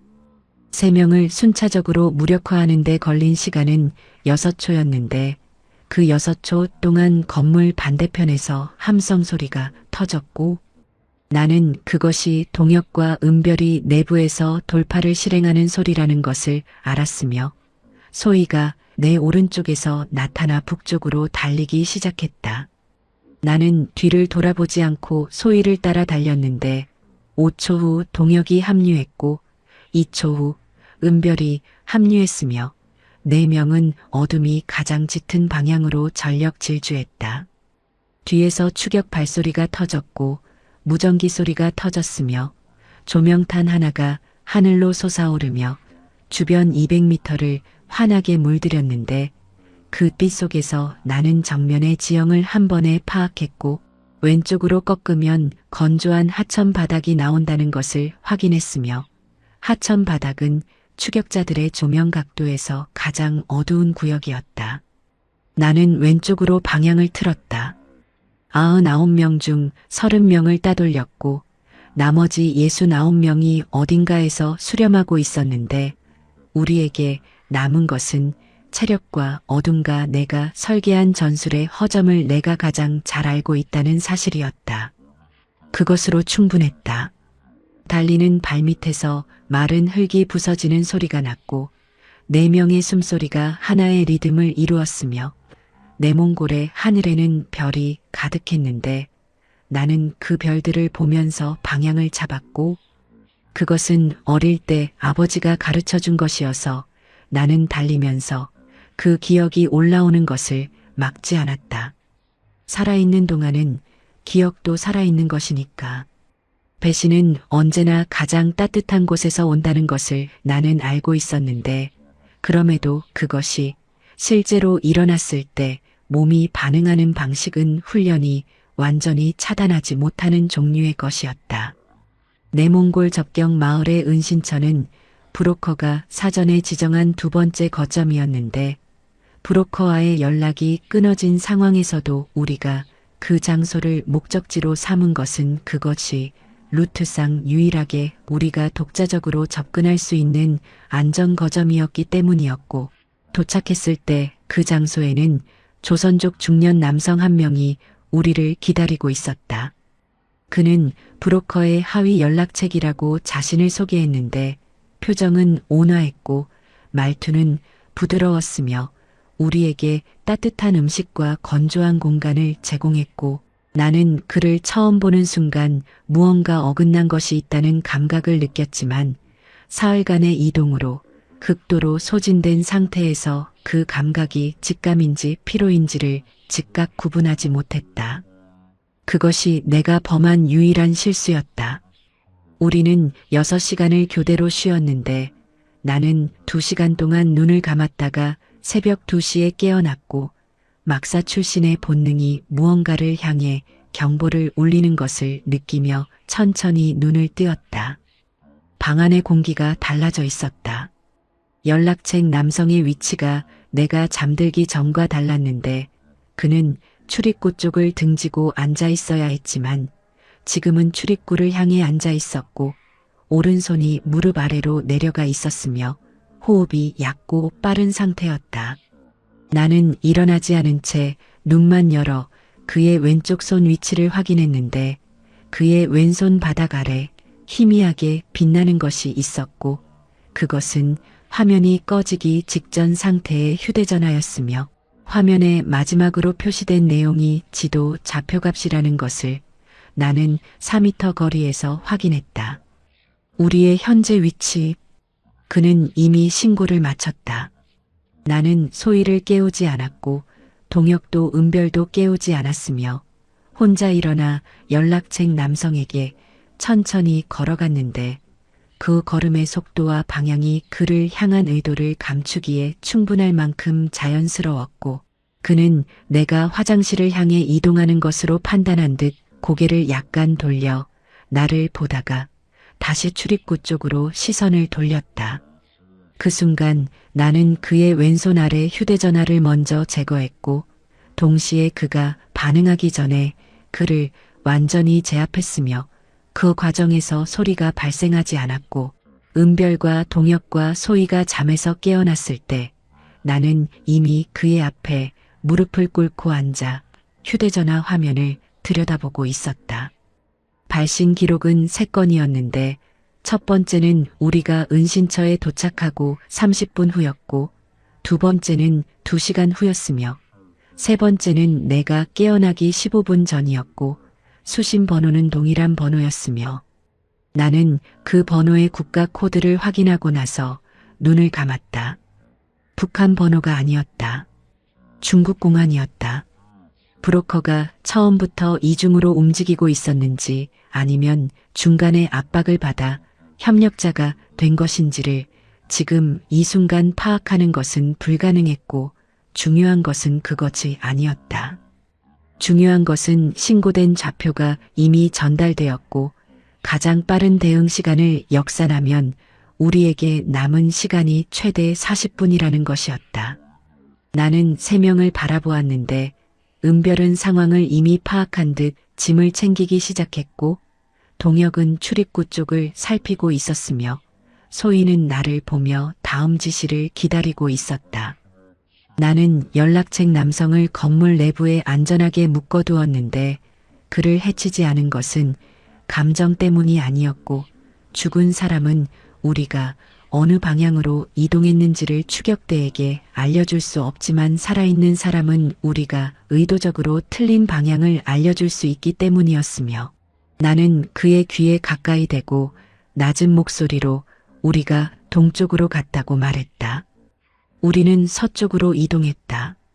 어둠 속으로 나가는 순간 바람이 얼굴을 때렸는데 내 몽골의 밤바람은 건조하고 차가웠으며 흙먼지가 섞여 있었고 나는 그 바람 속에서 우리의 냄새가 얼마나 빠르게 희석될지를 계산하면서 첫걸음을 내디뎠다. 배신을 당했지만 우리는 살아있었고 살아있는 한 다음수를 둘 수 있었다. 나는 앞으로 걸으면서 브로커의 얼굴을 머릿속에서 다시 한번 떠올렸는데 그가 처음부터 이중 요원이었든 아니면 중간에 무너진 것이든 그 사실이 지금 나를 향해 분노를 만들어내지는 않았고 다만 한 가지 교훈으로 정리되었다. 이 탈출에서 내가 완전히 신뢰할 수 있는 것은 내 판단과 이 세 명뿐이었다. 그것만으로 충분해야 했고 나는 그것으로 충분하다고 결정했다. 몽골 국경을 넘은 것은 내몽골을 떠난 지 이틀째 되던 밤이었는데 국경 자체에는 철조망도 감시탑도 없었고 다만 끝없이 이어지는 건조한 평원이 있었을 뿐이었으며 우리는 별을 보고 방향을 잡으면서 걸었고 몽골 땅을 밟는 순간 나는 그것을 발바닥을 통해 느끼려 했지만 헬기의 감촉이 중국 쪽과 다르지 않아서 그냥 계속 걸었다. 고비 사막의 낮은 우리가 이제껏 경험한 어떤 혹독함과도 다른 종류였는데 두만강의 차가움은 몸을 외부에서 조이는 것이었지만 사막의 열기는 몸 안쪽에서부터 수분을 빨아들이는 방식으로 작동했고 첫째 날 오후가 지나자 은별의 입술이 갈라지기 시작했으며 동혁은 발걸음이 조금씩 무거워지고 있었다. 물은 각자 2리터씩 출발했는데 첫째 날이 끝날 무렵 나는 내 물의 3분의 1을 은별에게 건넸고 둘째 날 아침에는 동혁의 물이 바닥나기 시작해서 소희와 내가 각자의 것을 나누었으며 나는 그 과정에서 단 한 번도 내가 더 마실 자격이 있다는 생각을 하지 않았는데 그것은 희생이 아니라 전술이었다. 이 4명 중 가장 마지막까지 판단력을 유지해야 하는 사람이 누구인지를 나는 알고 있었고 그 사람이 가장 마지막까지 기능해야 한다면 그 사람에게 자원이 집중되어야 했으며 그 사람은 나였기 때문이었다. 그러나 나는 그 계산 외에도 다른 이유가 있었는데 그것은 이 3명이나 때문에 이 사막에 있다는 사실이었고 그 사실은 어떤 전술 계산으로도 덮이지 않는 무게로 내 가슴 안에 자리를 잡고 있었다. 둘째 날 오후 은별이 쓰러졌다. 갑자기가 아니었는데 나는 그녀의 발걸음이 조금씩 흐트러지는 것을 20분 전부터 감지하고 있었고 결국 무릎이 꺾이는 순간 내가 먼저 움직여서 그녀를 받아냈으며 그녀의 몸은 얼마나 가벼운지 내 팔이 순간적으로 놀랐고 나는 그 가벼움이 지난 사흘의 소모를 모두 담고 있다는 것을 알았다. 나는 은별을 업었다. 사막에서 사람을 업고 걷는 것이 어떤 것인지를 나는 이미 알고 있었는데 훈련소에서 완전군장 행군을 반복한 경험이 있었지만 그것과 이것은 달랐고 그 차이는 무게의 차이가 아니라 등에 업힌 것이 장비가 아니라 사람이라는 차이였으며 그 차이가 발걸음을 다르게 만들었다. 더 느릴 수 없었는데도 발걸음은 이상하게 더 단단해졌다. 소희가 내 옆에서 걸으면서 아무 말도 하지 않았고 동혁이 전방의 지형을 살피며 앞서 걸었으며 우리는 그렇게 2시간을 더 이동했는데 그 2시간 동안 태양은 조금씩 기울었고 열기가 한층 가라앉기 시작했으며 은별이 내 등 위에서 작게 숨을 고르는 소리를 나는 계속 들었다. 살아있다는 소리였다. 셋째 날 새벽에 동혁이 지평선 위에 무언가를 발견했는데 처음에는 신기루라고 생각했지만 가까워질수록 윤곽이 뚜렷해졌고 그것은 몽골 유목민의 게르 2채였으며 게르 옆에는 낙타 3마리와 물통이 있었다. 노인 부부가 우리를 보고 처음에는 경계했는데 나는 가지고 있던 현금 중 절반을 꺼내 보이면서 물과 음식을 요청했고 노인은 잠시 우리를 바라보다가 게르 안으로 우리를 들였다. 게르 안은 어두웠고 양털 냄새가 가득했으며 중앙의 난로에서 마른 가축분을 태우는 냄새가 났는데 그 냄새들이 뒤섞인 따뜻한 공기가 피부에 닿는 순간 나는 처음으로 무릎에 힘이 풀리는 것을 느꼈고 그것을 남들이 보기 전에 조용히 다시 잡았다.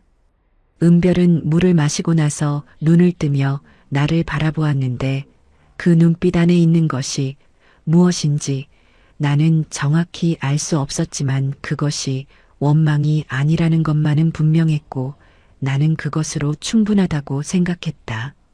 노인 부부의 도움으로 우리는 울란바토르로 향하는 화물 트럭과 연결될 수 있었는데 출발은 다음 날 새벽이었고 나는 그 하룻밤을 처음으로 완전히 잠든 채 보냈으며 꿈은 꾸지 않았다.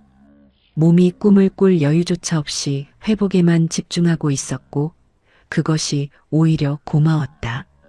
울란바토르 한국 대사관에서 우리는 예상치 못한 이야기를 들었는데 몽골 루트가 최근 집중 감시 대상이 되어 탈북자 인계 절차가 일시 중단 상태이며 우리를 공식 채널로 수용하는데 최소 3주가 걸릴 것이라는 내용이었고 나는 그 3주라는 숫자를 듣는 순간 우리가 그 시간 동안 몽골 안에서 노출 없이 버틸 수 있는지를 즉각 계산했다. 불가능했다.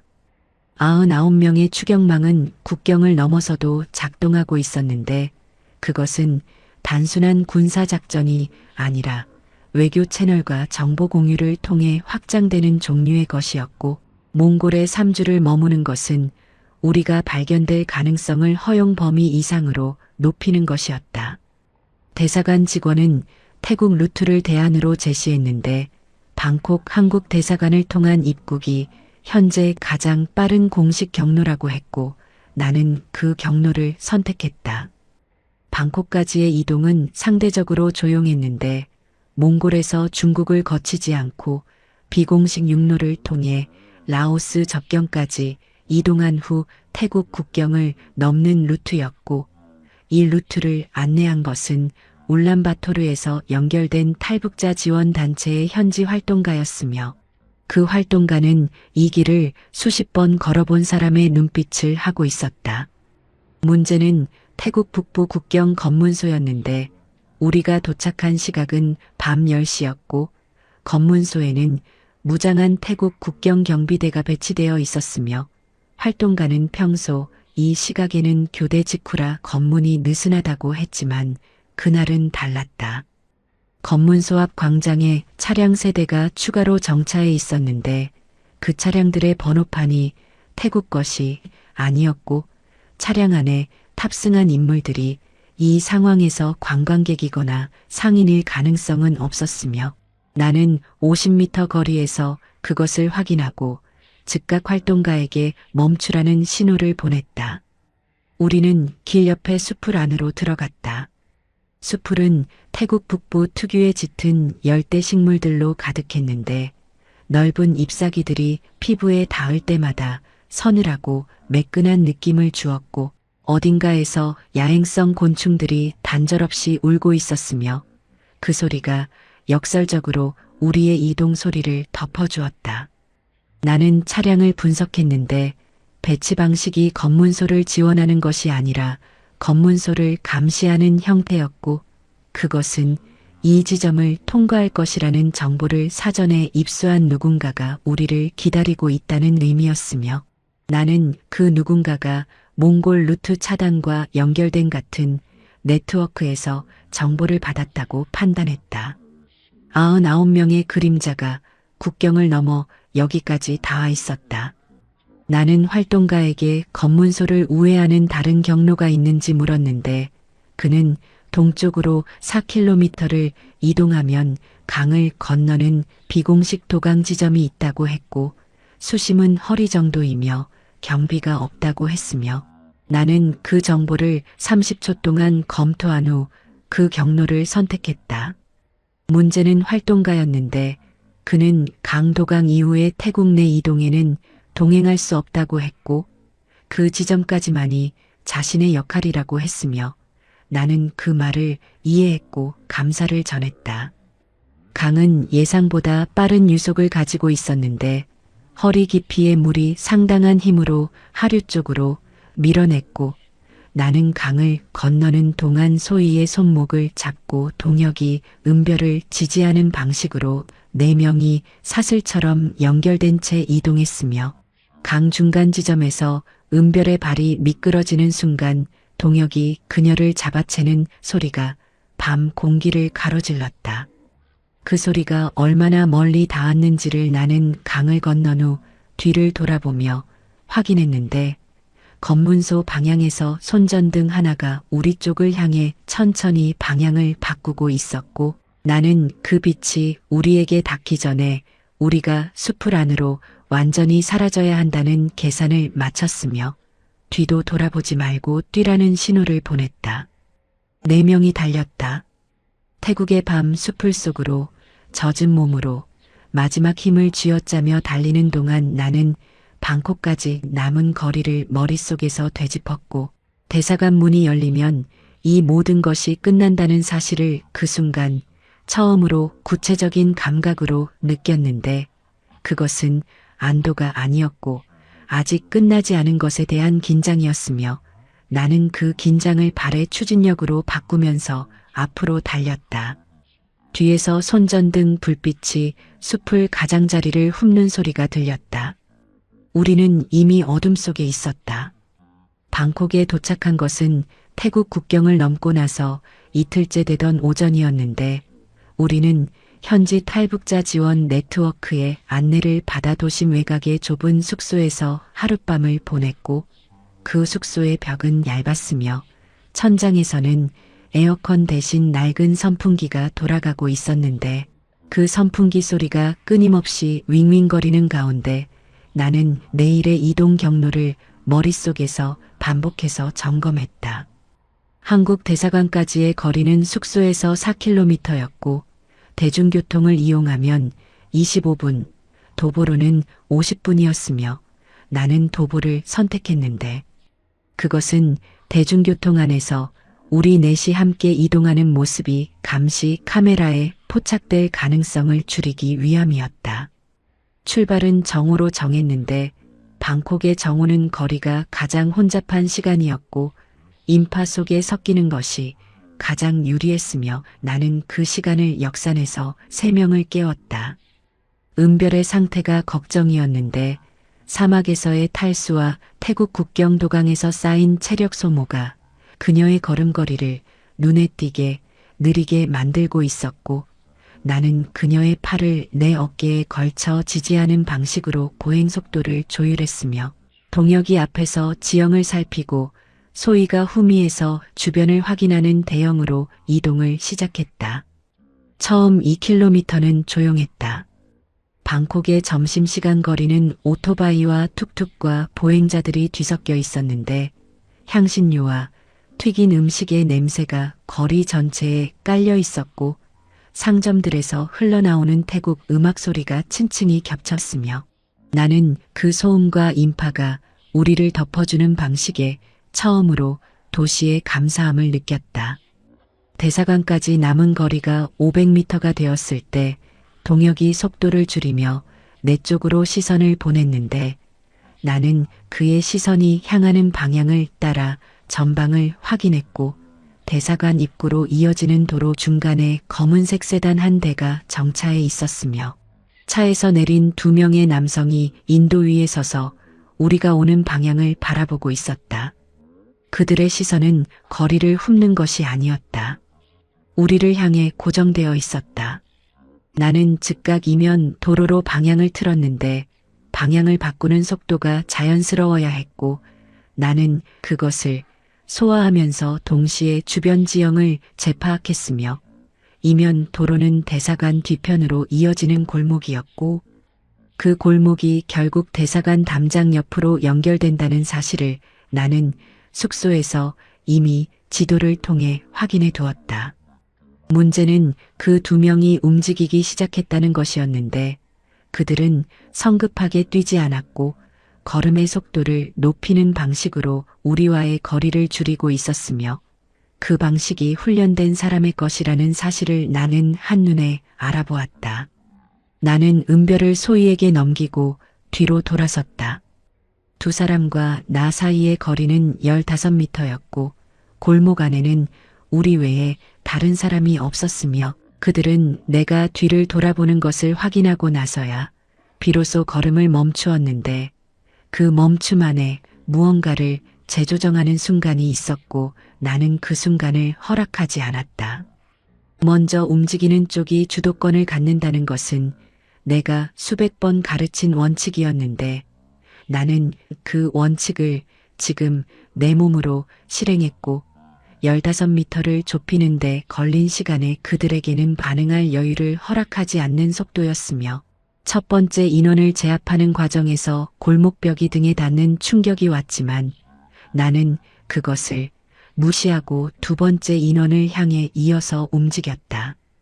두 번째 인원은 첫 번째보다 반응이 빨랐는데 그는 내 공격을 부분적으로 차단하는 데 성공했고 우리는 잠깐 서로를 잡은 채 힘을 겨루었으며 그 순간 나는 그의 중심이 왼발에 쏠려 있다는 것을 감지했고 오른쪽으로 방향을 틀어 그 중심을 역이용했다.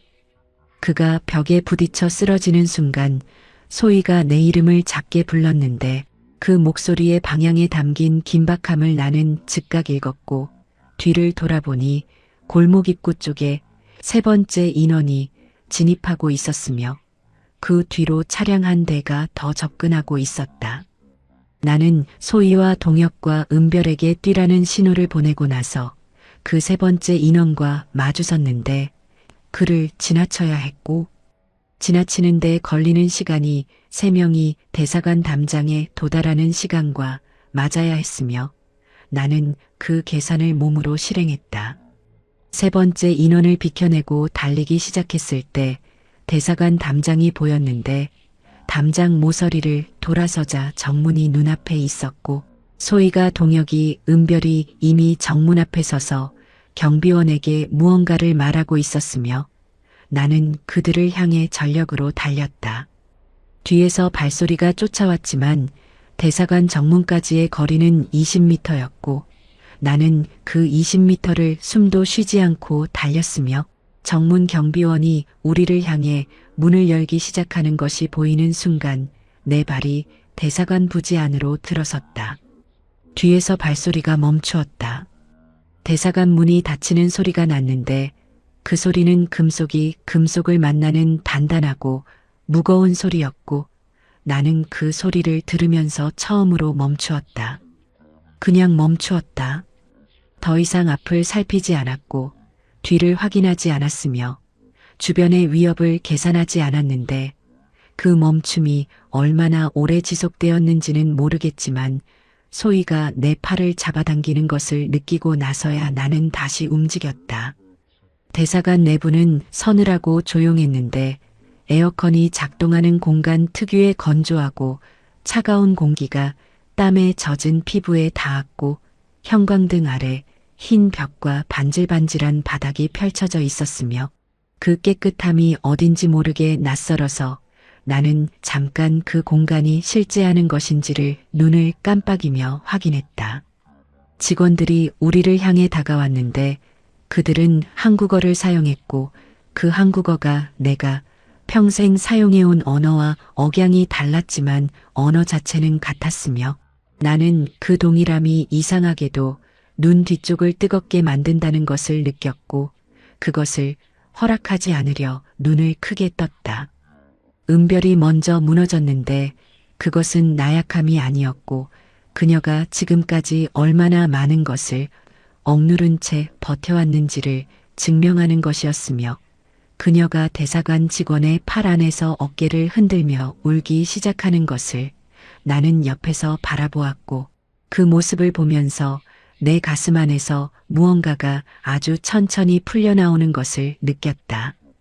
오랫동안 돌처럼 굳혀두었던 그것이 풀려나오는 속도는 느렸는데 느린 것이 오히려 더 고통스러운 방식이었고 나는 벽에 등을 기대고 천천히 바닥으로 내려앉으면서 처음으로 눈을 감았다. 눈꺼풀 안쪽이 붉었다. 형광등의 빛이 눈꺼풀을 통과하는 색이었는데 그 붉음 속에서 지난 몇 주의 장면들이 순서 없이 떠올랐다가 사라졌고 두만강의 차가운 물과 사막의 열기와 골목의 충격과 대사관 문이 닫히는 소리가 뒤섞였으며 나는 그것들을 정리하려 하지 않고 그냥 흘러가도록 두었다.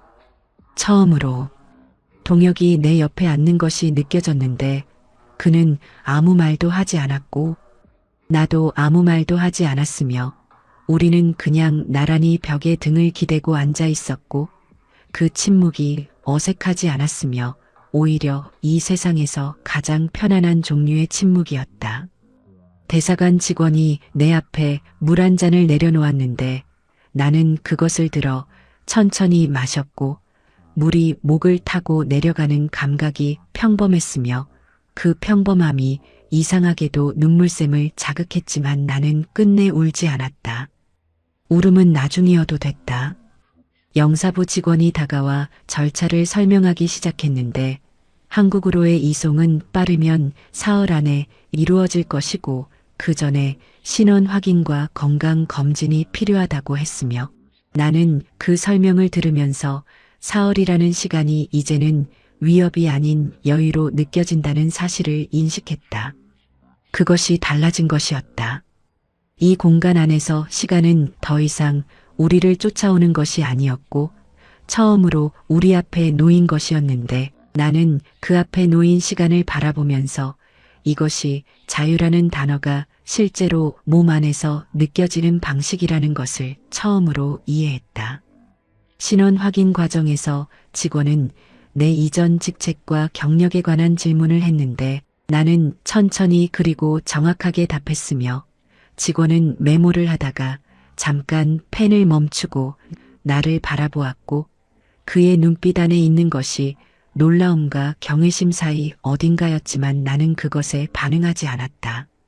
나는 이미 그 모든 것을 내려놓고 있었는데 교관도 아니었고 특수부대 출신도 아니었으며 네이비실 수료자도 아니었고 그냥 살아서 이 자리에 도달한 한 명의 사람이었으며 그것이 지금 내가 가진 전부였고 그것으로 충분했다. 소희가 나를 찾아와 내 옆에 앉으면서 아주 작은 목소리로 우리 살았다고 했는데 나는 그 말을 듣고 잠시 후에 고개를 끄덕였으며 그 고개 끄덕임안에 내가 말로 하지 못한 모든 것이 들어있었고 소희는 그것을 알고 있는 것처럼 더 이상 아무 말도 하지 않았다. 창밖으로 방콕의 오후 햇살이 쏟아지고 있었는데 그 빛은 지금까지 내가 통과해온 모든 어둠과 차가움과 위협 이후에 찾아온 빛이었고 나는 그 빛을 창을 통해 바라보면서 살아있다는 사실을 이번에는 생각이 아니라 몸으로 온전히 받아들였다. 뒤에서 문이 닫히는 소리가 다시 들렸는데 이번에는 두려움이 아니었다. 인천공항에 내리는 순간 나는 발이 바닥에 닿는 감각에 집중했는데 그 바닥이 한국의 바닥이라는 사실이 발바닥을 통해 올라오는 온도나 질감으로 느껴지지는 않았지만 공항 안의 공기가 안내방송의 언어가 사람들의 옷차림이 모두 나에게 동시에 말을 걸어오는 것 같았고 나는 그 말들을 한꺼번에 받아들이지 못해서 그냥 걸었다. 그냥 앞으로만 걸었다. 은별이 내 오른쪽에 있었고 소희가 왼쪽에 있었으며 동혁이 조금 앞서 걷고 있었는데 우리 넷은 아무 말도 하지 않았고 아무 말이 필요하지 않았으며 함께 걷고 있다는 사실 자체가 이미 충분한 언어였다. 입국 절차를 마치고 우리는 정부 관계자들을 만났는데 그들은 친절했고 서두르지 않았으며 우리가 지쳐 있다는 것을 알고 있는 사람들의 방식으로 천천히 움직였고 나는 그 천천함이 처음에는 어색했다가 조금씩 몸이 그 속도에 맞추어지는 것을 느꼈다. 하나원으로 이동하는 차 안에서 나는 창밖을 바라보았는데 한국의 도로와 건물과 간판들이 빠르게 지나갔고 그것들이 낯설면서도 어딘지 모르게 내가 상상해온 것과 겹치는 부분이 있었으며 나는 그 겹침 속에서 이제 이것이 내가 살아갈 세계라는 사실을 조금씩 받아들이기 시작했다. 하나원에 도착한 첫날 밤 나는 혼자 배정받은 방에 누웠는데 그 방은 작았지만 깨끗했고 창문 밖으로 가로등 불빛이 들어왔으며 아무도 나를 감시하지 않았고 아무도 나에게 명령하지 않았으며 천장에 균열이 없었다. 나는 그 균열 없는 천장을 오랫동안 바라보았는데 공백이 어색했고 그 어색함이 자유의 또 다른 얼굴이라는 것을 나는 조금 시간이 지나서야 이해했다. 하나원 적응 교육이 시작되면서 나는 이 사회의 방식들을 하나씩 배워나갔는데 버스 타는 법, 마트에서 물건 고르는 법, 병원 예약하는 법, 은행 계좌 만드는 법, 그 모든 것들이 처음에는 낯설었고 어떤 것들은 생각보다 훨씬 복잡했으며 나는 그 복잡함 앞에서 처음으로 내가 얼마나 좁은 세계 안에서 살아왔는지를 실감했다. 교육 중에 사회 적응 담당자가 나에게 앞으로 무엇을 하고 싶은지를 물었는데 나는 잠깐 생각하다가 가르치고 싶다고 답했고 그 답이 나오는 순간 나 자신도 그것이 진심이라는 것을 알았다. 가르치는 것은 내가 평생 해온 일이었는데 공포로 가르치는 것이 아니라 사람이 스스로 자신의 한계를 넘어서도록 곁에서 지지하는 방식으로 가르치는 것, 그것이 내가 버지니아에서 처음 목격하고 교관으로서 조용히 실천해온 방식이었으며 그 방식은 이 사회에서도 여전히 유효할 것이었다. 은별은 하나원에서 처음으로 자신이 좋아하는 것을 찾기 시작했는데 그것은 그림 그리는 것이었고 그녀가 처음으로 스케치북 앞에 앉아 연필을 쥐는 것을 내가 보았을 때 그녀의 얼굴에 있는 표정이 훈련소에서 한 번도 보지 못했던 종류의 것이어서 나는 잠시 걸음을 멈추었다. 동혁은 한국 대학 입시를 준비하겠다고 했는데 공학을 공부하고 싶다고 했고 그 말을 하는 그의 목소리 안에 아버지를 향한 무언가가 섞여 있다는 것을 나는 들었지만 묻지 않았으며 그것은 그가 스스로 풀어나갈 것이었다. 소희는 나에게 고맙다는 말을 한 번도 직접 하지 않았는데 대신 매일 아침 내 방문 앞에 커피 한 잔을 두고 가는 방식으로 그것을 표현했고 나는 그 커피를 마실 때마다 소희의 눈빛이 떠올랐으며 그 눈빛이 내가 이 탈출을 결심한 이유 중 하나였다는 사실을 다시 한번 확인했다.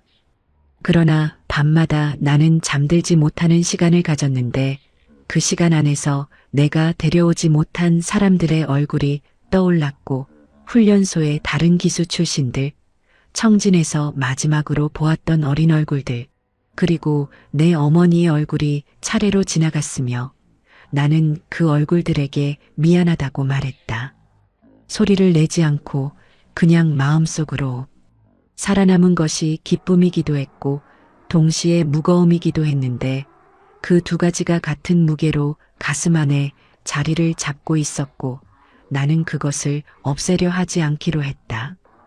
그것이 내가 살아서 이 자리에 있다는 증거이기 때문이었다.